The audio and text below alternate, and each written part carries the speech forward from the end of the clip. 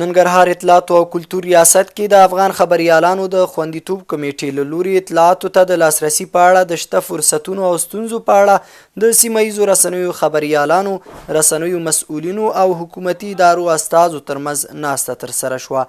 مسؤلینو وویل اطلاعاتو ته د لاسرسي په برخه کې ګڼې اسانتیاوې رامنځته شوي او دغه راز خبریالانو ته د لا همکارۍ ډاډ ورکړ. د چاپیریال ساتنې ملي ادارې عمومي مشر د ننګرهار په چراګام ولسوالۍ سلیمان خېلو تنګي تورې بوړي تاریخي سیمې او د دې ولایت د درېنور ولسوالۍ ستن کلي څخه لیدنه وکړه. نوموړی وایي د سفر موخه یې د ځنګلونو ساتنې او د حیواناتو ښکار مخنیوي په موخه ولسونو سره لیدنه ده. ننګرهار کې د 1600 منه سون لرګیو د قاچاق مخنیوي وشو. د ننګرهار ولایت د ځنګلاتو پرې کولو د مخنیوي ټولي د شینوارو امنیتي منصوبینو په همکارۍ د شینوارو، اچین او نازیانو ولسوالیو په مربوطاتو کې د 1600 منه سون لرګیو د قاچاق مخنیوي وکړ.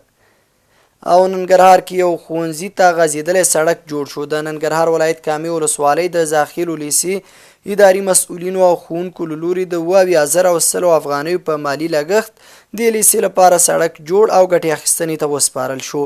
د معلوماتو له مخې یادې لیسې تر دې وړاندې منظم لار یا سړک نه درلود او ورته تګ ستونزمن و.